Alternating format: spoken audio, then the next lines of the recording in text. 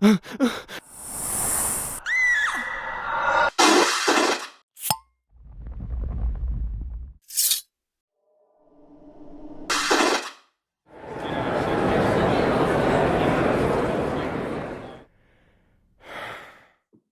and welcome to the Supernatural Fandom Track here at Continual. I'm your host, Gail Z. Martin, and tonight we are talking about monsters that used to be human.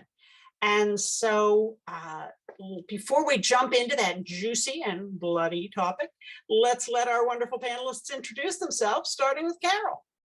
Hi, I'm Carol Stokes. I've been a fan of Supernatural since season 3. I started writing fanfic in 2012. Haven't stopped being a fan. And I love to come here on Continual and talk about Supernatural. All right, Samiko. My name is Samiko Salsa. My pronouns are they, them.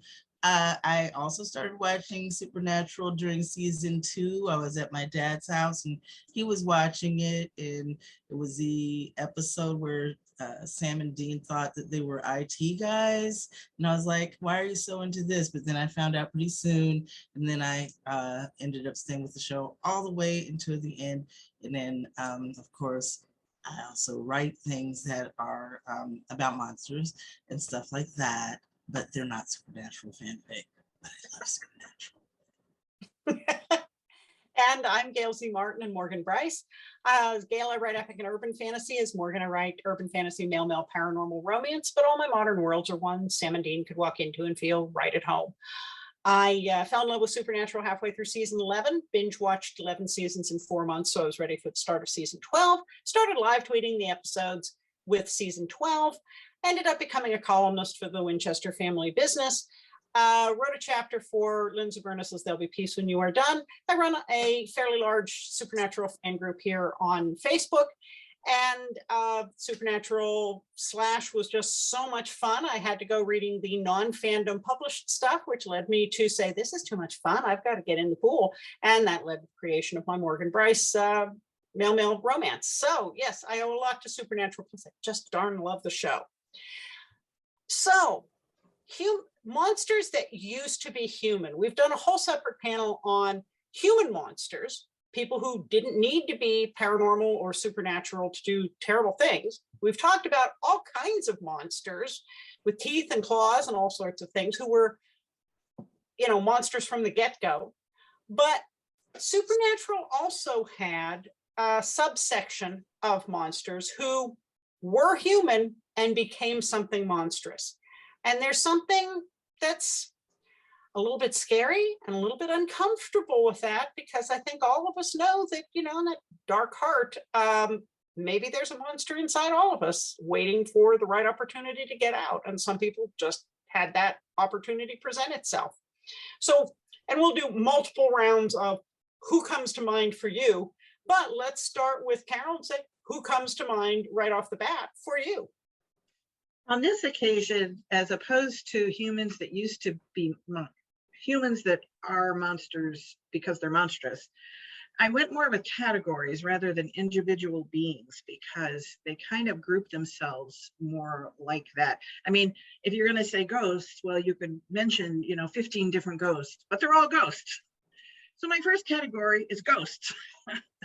And there's subcategories in there. First off, though, there's just like regular ghosts.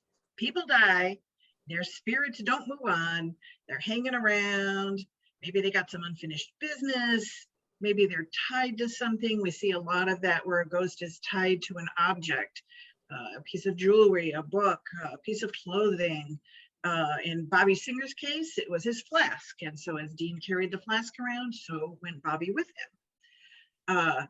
And they range from harmless and maybe a little confused to way more ominous than that. And there are different categories and we can get into those. But yeah, so my first round, I'm just saying your run-of-the-mill ghosts. Okay. Of course, they all used to be human and then they died. Well, and you're right. Keep that in mind, because let's come back to, there are some that were especially monstrous as ghosts. Might not have been nice people to start with, but sure didn't get any better after death. Samiko, how about you?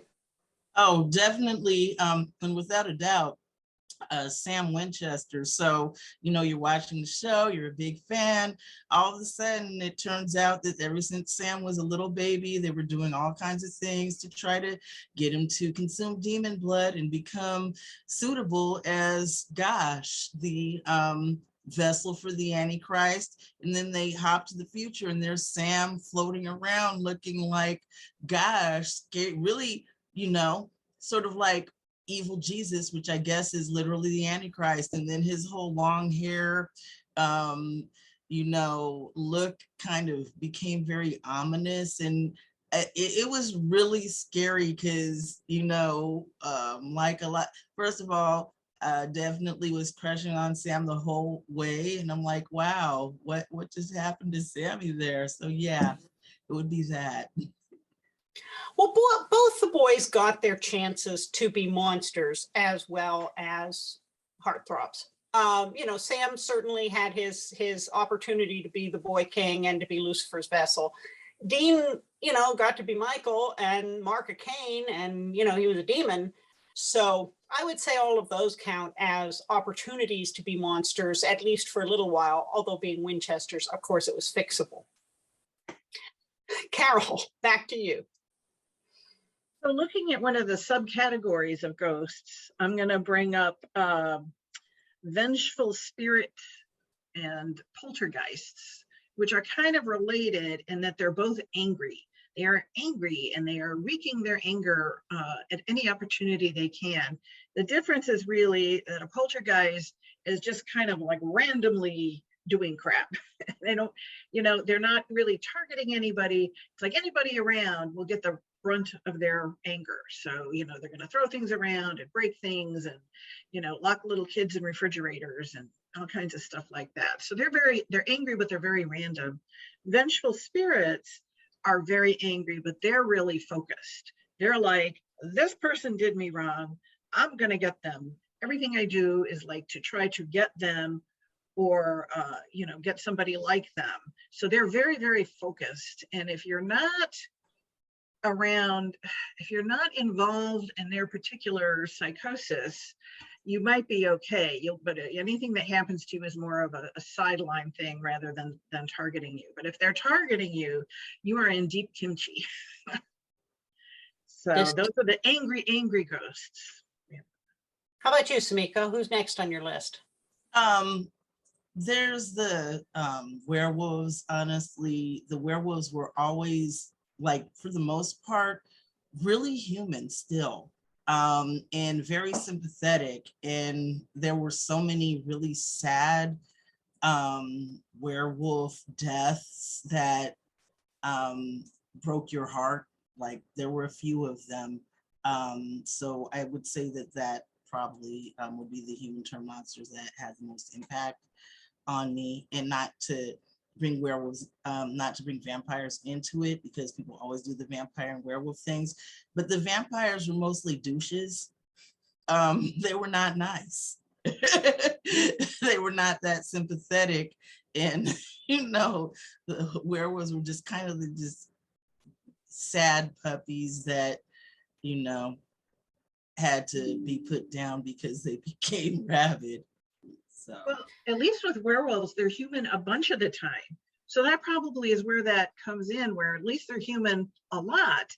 And they're really only werewolves, 3 or 4 days a month. yeah. But vampires are vampires all the time. So there's no let up. That blood is always there. With the werewolves, you had, in the supernatural universe, you also had the born werewolves, like Garth's wife, where she was a puppy, she was a puppy person from the beginning. And then Garth, who got bitten, that they were kind of a second group of werewolves. So some, Beth's family had never been completely human, but Garth remembered what it was like before he, got bitten. So that's kind of a difference. With vampires, I think, I don't know that we had the same idea of born vampires. I think all of the vampires, except the alpha, were turned, and everybody else was turned by the alpha. which means they all started out as human.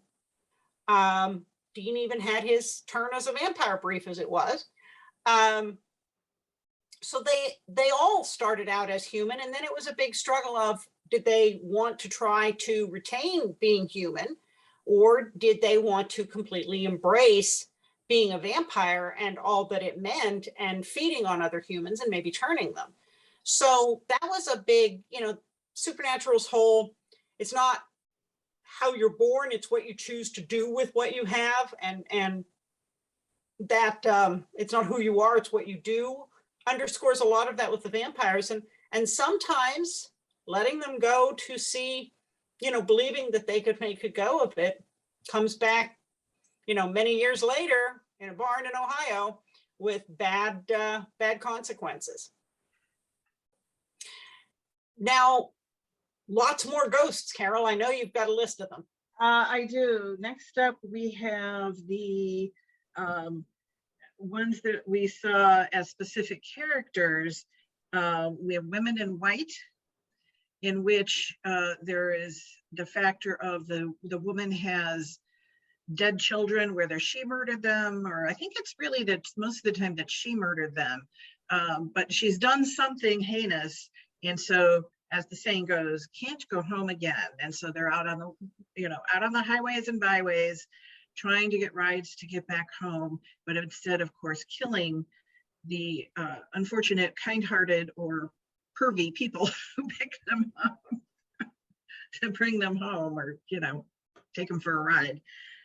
So that's a really specific category where they don't even just say it's a ghost. They're like, oh, it's a woman in white. Here they know immediately we have these parameters. There are kids involved, wants to get home. And of course, in the very, in the pilot, and Sam has the brilliant idea of like, okay, I'm gonna take you home, whether you want to or not. And he does. And he's, she is faced with the vengeful spirits of her dead children, and they take care of her.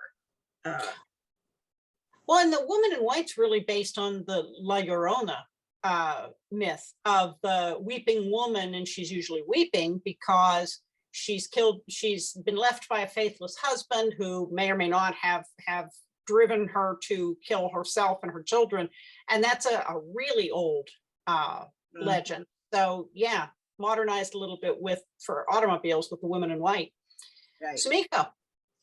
Well, since we were talking about vampires before, we'll start out by just going right into that. With the werewolves, I think that, like you said, they're human most of the time. And so there were a couple of them that just promised not to kill anyone and locked themselves into cages once a month. But with the vampires, the ones that were nice tended to die really quickly, because there was just really no way that they could remain alive as vampires without deciding that killing people was cool, which sort of like was a process of elimination sort of thing, where the only ones that were left were ones that were really kind of nasty characters.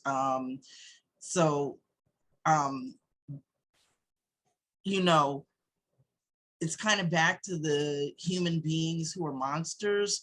The ones who were already kind of monstrous as people had a better chance of surviving as vampires in the supernatural universe. And also a lot of times the alphas would pick and turn people that they thought were going to be ruthless and want to hunt, and make it so that they could survive as a group. So there was a sort of like feral hunter, humans as prey thing that they had going, which made it really different than a lot of other franchises where vampires are legit romantic. And they even took the romantic tropes and sort of flipped them on their edge, where they had people thinking they were going to be in a romantic situation with a vampire, and then when they got there, it wasn't that at all. Yeah. And nobody sparkled. No sparkling. Well, while we're talking about vamp adjacent kind of people, there were also the Noxerers, otherwise known as the werepires, in the episode Baby, the one that Dean cut the head off and stuck it in the green Coleman cooler. And they also had the situation where, unlike with other vampires, if you killed the one who made the fledglings, they all reverted to human. So you just had to find the sire to be able to make everybody else human. And that was a big difference between the Noxaires and the regular vampires. So Supernatural never failed to find new varieties of monsters to entertain us. Carol, do you have more ghosts for us? I do. I have death omens. Death omens were a really specific kind of ghost where they would appear as a warning that either there was great danger or your life was in danger, or there was something really horrible and imminent about to happen, and they were trying to warn you. And so really, in a way, they're like a benevolent ghost, because they're not out to hurt you. They're just like trying to say, wait. Unfortunately, of course, most people don't react well to ghosts. So it can take a while for that message to come through. But we saw a couple of those. We saw the one in the police case with Linda Blair and her terrible police partner there. And then really even in the one where Bobby and Annie are ghosts in the house, and the fancy lady was trying to like tell them what was happening and try to warn them and stuff. So, as ghosts go, they're still scary, but at least they have a good cause behind them.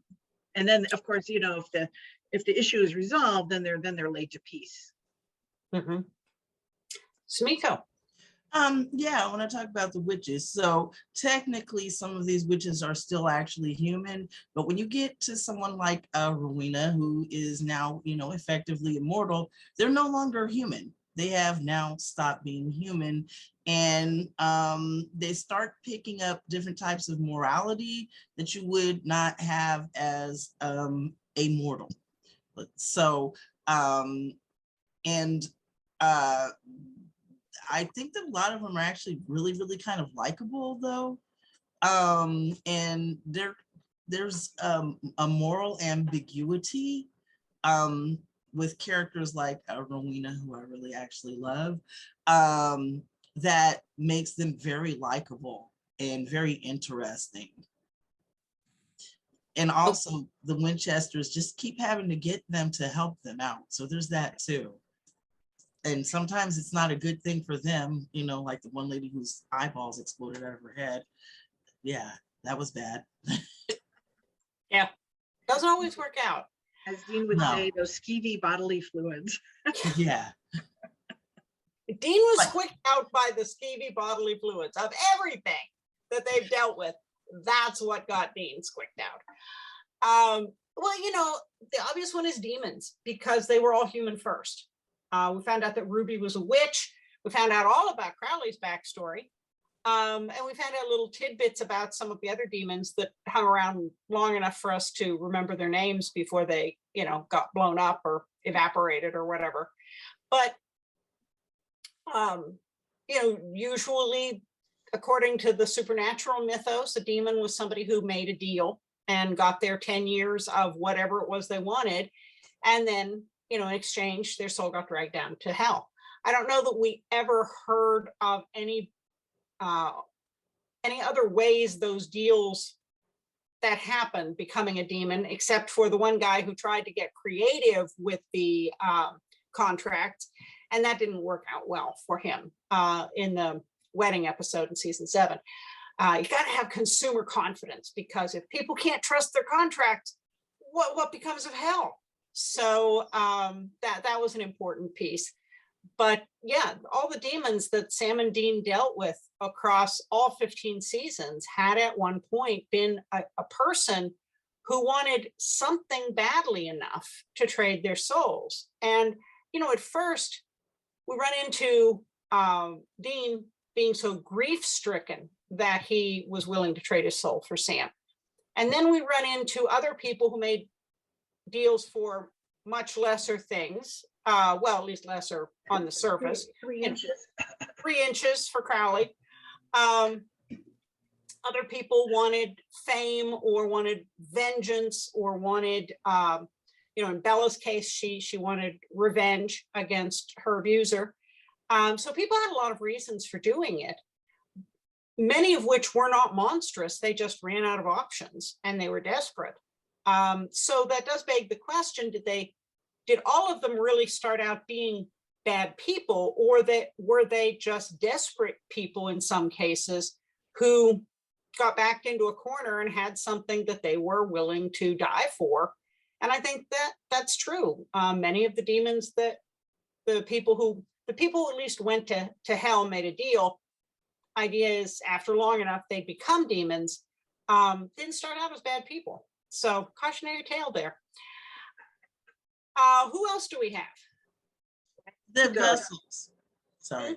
No, that's all right. Go The ahead. vessels, not just the vessels for the demons, but also the angels. Every single one of those vessels that they're riding around in are human beings. And if they ever recover control over their bodies, then they have to remember all of the things that the angel or demon did while their body was possessed. And also, they have to deal with the fact that now that they have been used as a vessel, they can be kind of taken over at any moment. And, with Castiel, they went a lot into, the human that he possessed and, the child that, this man left his wife and child behind to do this. So, because he had a religious conviction. And like, damn, though, yeah. And, so, and then they had that one episode where they had the angel who, see, the angels that fell and became human, they technically did not start out as human, but for some of them, they did not recall that they were angels. So they were living their life as human beings and then found out that they were angels because they could hear angel radio and stuff like that. So there's that too. And the angels and angels are not really nice. They're not nice and supernatural at all. So, you got these people agreeing to be vessels for angels, and then the angels jump in their bodies and just are actually really monsters. Angels are monsters. I gotta say that Supernatural really made me think back hard on all those tent revival hymns about fill me, Jesus, take me, please, fill me with your spirit. I'm going, did I ever agree to something here that I wasn't sure I'd agreed to? Because some of that language sounds a little binding. You start looking back on some of that and going, holy crap, that wasn't what I meant when I sang that song. I think that it's funny because my mom and some other people that I know that are Christians, but my mom, who was a Baptist, really, they, taught against angel worship. They were like, don't worship angels. Worshiping angels is dangerous because the angels can fall. And they talked a lot about the fallen angels and the things that the angels that were doing that were bad, like having sex with women and this and this and that. And the thing is that, technically these angels that are plummeting down to earth and I mean, Castiel is a fallen angel. They don't come straight out with it because that's not their mythology, but there is a lot of really hinting around the edges because he's like, God isn't talking to me and I don't understand why. And it's like he literally actually in fact is a fallen angel beyond a certain point. That's his status. And biblically speaking, demons start out as fallen angels. They're not human souls, they're actually fallen angels. But that's not really how Supernatural's doing it. Supernatural kind of turned it around and stuff. But yeah, you're right. These people are really religious and they're asking to be possessed and they get possessed and it sucks for Yeah. them and for the people that love them. Yeah, we saw Buddy Barker and all of those evangelists. Well, and I've always been impressed with how well Supernatural did its homework on lore about things like angels and demons. And even though they usually added their own little twist to it, or they took some license with some of the details, they started from pretty solid research on what the belief systems were out there and what the legends and lore were. And I'll give them a lot of credit for that, because especially if you grew up with some of these things, you're going, oh, damn, they really got that. Somebody did their homework or also grew up with this. So yes, angels and demons, absolutely. Carol, back to you. Wendigos.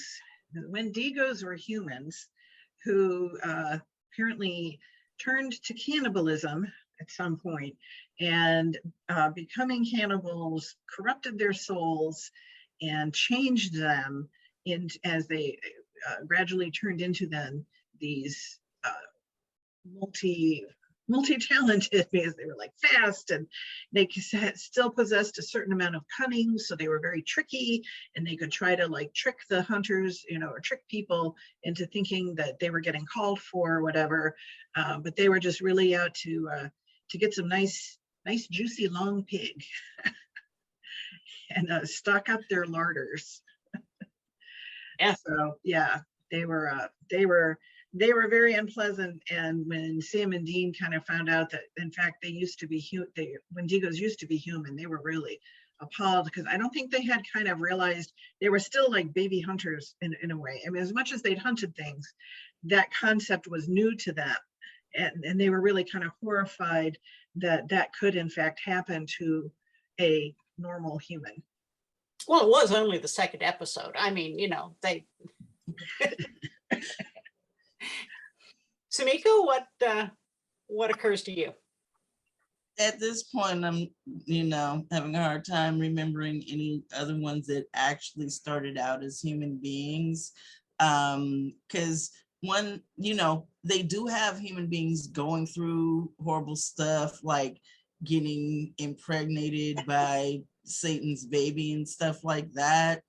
But then you're not really a monster. You're just somebody that's, got a half demon baby, and, the half demon baby isn't really human because the baby's half demon. So that's like almost like, not really a monster. You're just a sad person who's going to die because you're impregnated by a demon. We could talk about Dean, because earlier we talked about humans becoming demons, and Dean literally was down there torturing people and stuff like that. So at one point, Dean literally actually was a demon from a Crossroads deal. So what you said earlier about were some of these people nice people, I mean, it happened to Dean. So yeah. Well, and he not only became a demon after he died bearing the mark of Cain, but the mark of Cain definitely drove him to some not very some pretty monstrous stuff in itself with that kind of bloodlust. So yeah, the combination was not a good one. But you brought up Kelly Klein and Jack and the Nephilim piece, and of course that the whole question of was Jack a monster or not was a big arc from season 13 on. Unfortunately for us, he turned out to be a pretty good guy. But we also had that chick from the 1920s in the other Men of Letters bunker, who had kind of helped to opened up a rift and gotten kind of this Cthulhu sort of tentacle thing that came down and made her immortal and made her into half of its being. And then it was going to take Dean to be its, monstrously wedded husband. And so At least they had good taste. I think they did. They did. They would have made pretty monster babies. I think we can all agree on that. But she apparently had started out as a human who was pretty much sacrificed to this thing. Just like they were going to sacrifice to Dean. And it's kind of a twist on that vessel thing that you brought up, Sumiko, because they didn't choose this. They didn't make a deal. They didn't do a spell. They just got, were unlucky enough to be sacrificed. So yeah. But after you're filled up with the Cthulhu thing with the tentacles, oh, well, now you're a monster. Yeah, exactly. You just become a monster. I also think that Winchesters that became monsters is its whole other category, because there were so many of them. Yeah. Carol. I think that, well, let's see. Mary became a monster. Dean became a monster. Sam became a monster. Samuel became a monster. And I actually think that their dad is the only one who didn't actually become a monster. Or was he a ghost at one point? He was a ghost, sort of. A ghost. Okay. So we yeah. saw his soul. I don't know if he was really a ghost. His soul came out of the Hellgate when they opened the Hellgate, but then he went up to heaven. So I don't know. That was more like his soul rather than a ghost. Well, and Mary, when she was a ghost in the house in Lawrence, she was a ghost, but she was there as a real ghost. She was there as a protector. People weren't sure what she was doing. She frightened people at first, but she wasn't actually she wasn't a monster in the sense of hurting people, although she was in the sense of ghosts aren't regular breathing people. Yep. Arachne. We had the Arachne, which were really gross. Oh. I personally really, really, really hate spiders. I really didn't like episodes that had giant spiders. So that was during Soulless Sam's tenure, and they go back to, now that Sam is resold, they end up going back to revisit this case and find out that this monster that he thought he had killed, in fact, had not been killed and really had propagated. So there was more of them, and they were busy propagating even more. And so that was all really bad news, but they started off as people. And in fact, the man who was spearheading the propagation that Sam had to finally kill he still clearly remembered his humanhood. He had all his memories. He remembered everything that happened. He was very angry with Sam. And but nonetheless had become this kind of double-pupiled spidery creature. And so that was not a good way to go. Then there's the the prophets. They started out as human also, like poor Kevin Tran. Wow. Generally speaking, if you start getting into the lives of the Winchesters, it doesn't usually turn. So first he was just a high school student, then he became a prophet, then he died and had to hang around and haunt his mother for a while. And they had a few of these prophets, and they were humans, and then they weren't, because like if one died, then the next one became a prophet, and then they had a bunch of people coming after them. And I guess that they're creatures. I guess they're technically not really monsters, but they're certainly more than human. Yeah, exactly. They're not human anymore. And I loved Donatello. He was such a great side character. Where like he came out, he came on the scene and they had him, and then every once in a while he would pop back up again, but he always did it in a really organic way, like it made sense for them to have him back on the scene. But he even went through, not only was he a prophet, but at one point he was a prophet who lost his soul. So he was a soulless prophet, which was even harder for him. And he's like, well, I just kind of go by, But he always had his fried chicken. He always had his fried, and his hot wings and stuff. And he always liked the boys, and he was always helpful to them, except the one time he tried to kill them. But, That was You know. because no, he didn't have a soul. They did have a were-dog in the one episode, like that really sweet, nice dog. Oh, I felt so bad for him. He was so nice. He was really nice, and he was trying to help take care of that family, but then she was like horrified and drove him away, and I felt bad for I him. felt very bad for him. Yeah. Yeah. Well, and we also had, back to the prophets, we also had the prophet who went crazy because Donatello was in a coma, but he wasn't dead yet. And so he was the one who had like written all over the walls, and he was trying to bring about the 10 plagues from the Bible, but it had really messed with his wiring that he was supposed to be a prophet, but the prophet wasn't dead yet. And so he became very monstrous, even though he wasn't supposed to be a monster. But that's what happens when That was some big collateral damage. that was some major damage.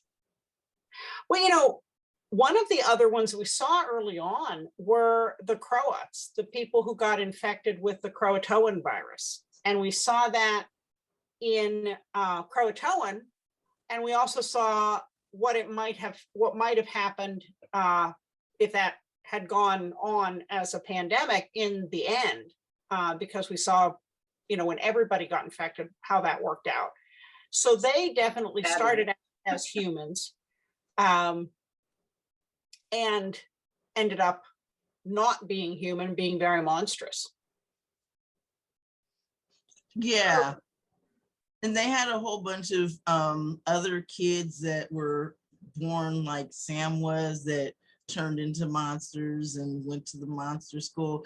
I don't remember if the horsemen, I thought that other than death, that some of the other ones were going around having a human life before they turned, but maybe I'm wrong about that.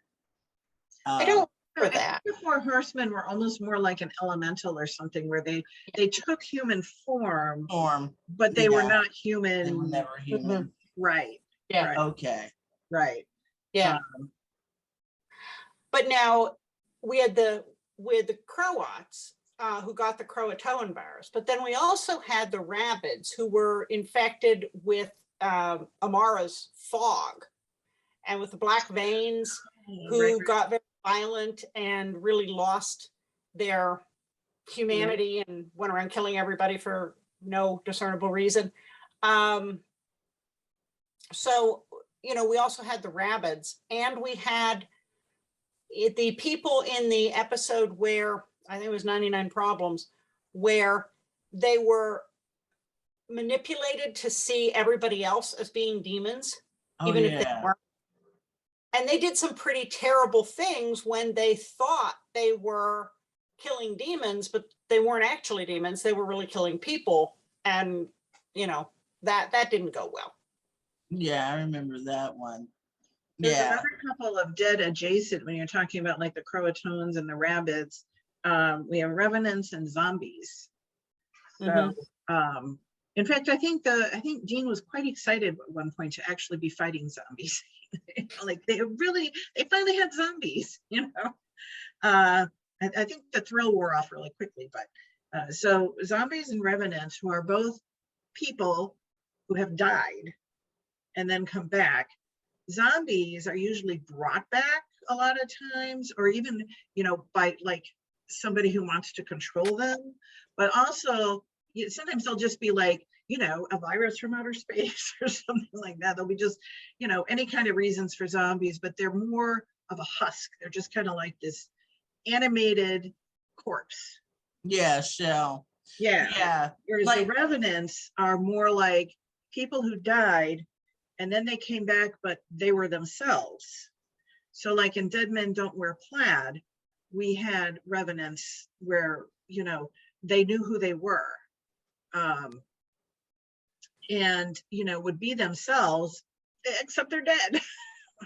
And at some point it would end up badly. Like we saw with Bobby Singer's wife, and she came back and she was making pie and she was a little pale, but everything was fine until it wasn't. And Yeah. Like in So- that one episode where they had a whole bunch of plagues, and in that one plague where all these people came back from the dead, and they all, I think that's that episode actually, and they all seemed chill, and then they Yeah. wanted to eat you. Yes. It was bad. So the Yeah. main difference between them, because they're both dead people who have been reanimated, but you know, one has a mind, and the other doesn't. And that was really the big difference between them. But either way, they wanted to chomp on you Yeah. and And had then to be put down.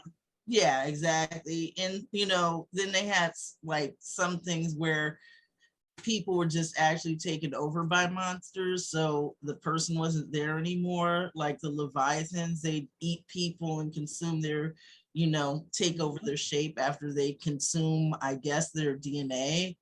And grow a lot of teeth. Yeah. Yeah, like Oh, and you also had ghouls, because we saw what happened with Adam and his mother. And that's another case, Sumika, where the monster was able to take over their shape. They never exactly explained how that worked, because Dean found Adam's body in the crypt, so they weren't riding his corpse, but they had certainly assumed his Almost- appearance. Almost like a dead shapeshifter. Like shapeshifters Yeah. are alive and can mimic you, whereas ghouls almost were like already dead and they were mimicking you because once again, yum yum human flesh. yeah. The Who line knew between we were so delectable? that's on the line between, you know, were they a monster? Were they human? Were they a monster who was once human? Because was the ghoul just play acting? Oh, I'll take his form after I've killed him. Or because they don't really seem to have made the person into a ghoul. Mhm. Right. Although a lot of the lore about ghouls suggests that, like vampires, they are actually a restless, they're a form of undead and a restless corpse. So that was kind of on the line, but bears getting thrown out there. Were shifters like the ones we ran into in Skin? Were they born shifters? They're born Yes, they're shifters. Like you born. had the baby. You Yeah, know, they what had was the his name? episode. Bobby John. Bobby Baby John, was so Bobby cute. John. who changed into like every baby on all of the Oh my babies God, in the that diaper was box. hysterical. The baby was so cute. It was and, like, adorable. yeah. But then they would was find a like his baby. skin in the crib.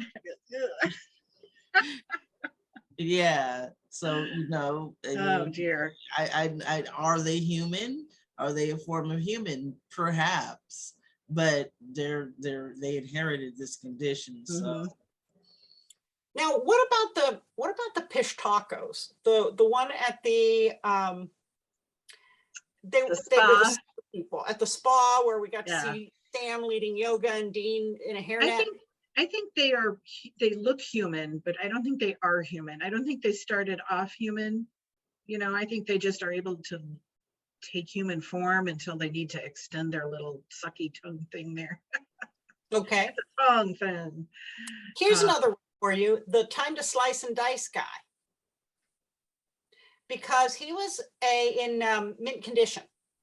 Because the character, no, now that was an animatronic brought to life that Dean battled, but in the movies he was sort of a Freddy Krueger guy, just like Freddy Krueger was human, and then he did terrible things, and he got shoved into a boiler, and then he came back as a revenant, or a very solid monster.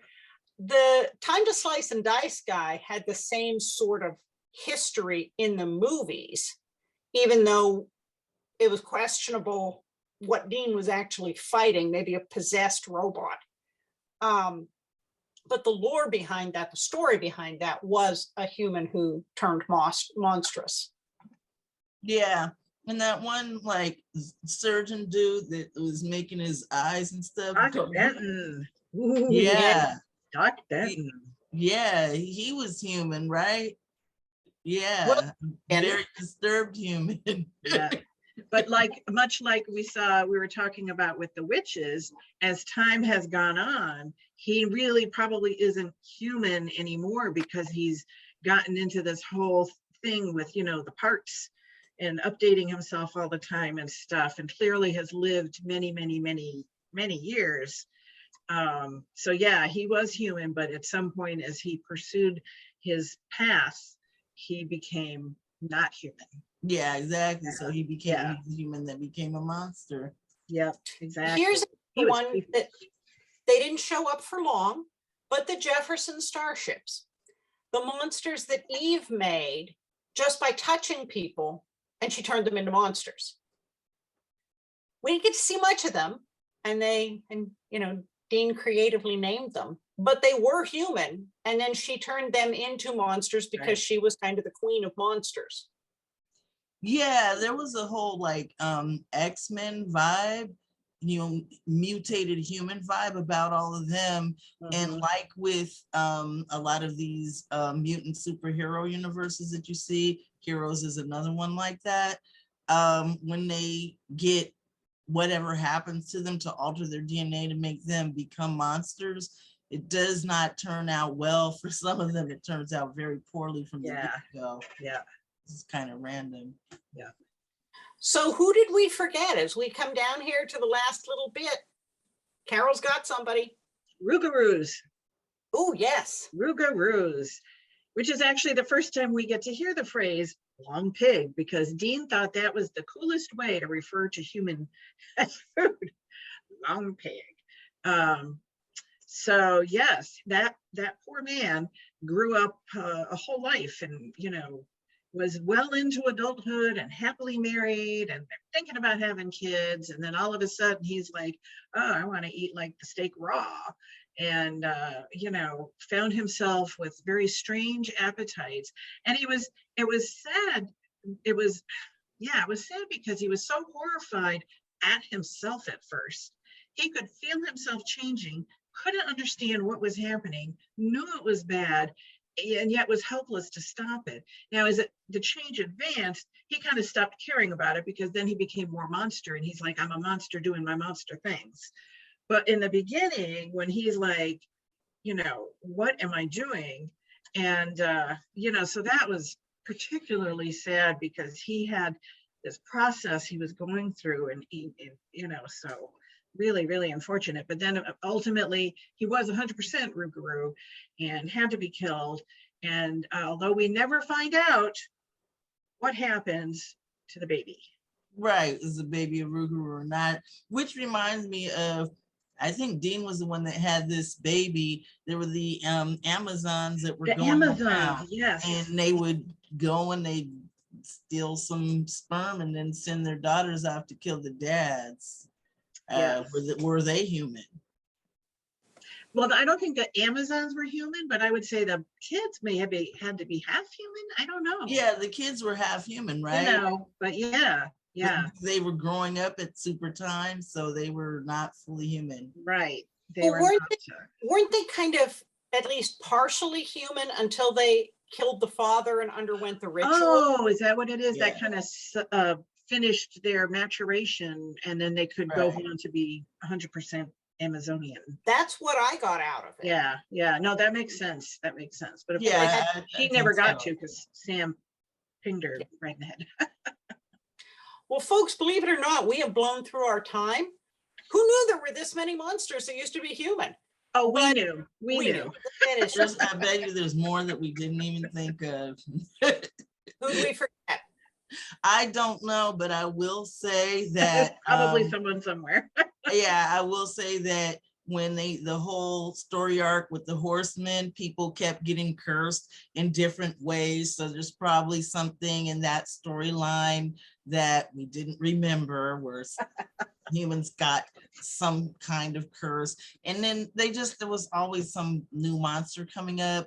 Like they would try to come up with new creative monsters. And it doesn't always immediately register that some of these used to be humans, because like I forgot all about Eve turning people into monsters, because Eve kind of got upstaged by the Leviathans. Mm-hmm. So, yeah, she didn't stick around very long. Well, folks, if you think of other monsters that used to be human, please let us know in the comments, because Supernatural had a lot of stuff to draw from. But before we wrap up, let's let our wonderful panelists tell everybody where we can find you online, starting with Sumiko. You can find me at www.sumikosaulson.com. That's SUMIKOSAULSON.com. And if you go there, all my social medias will be on there.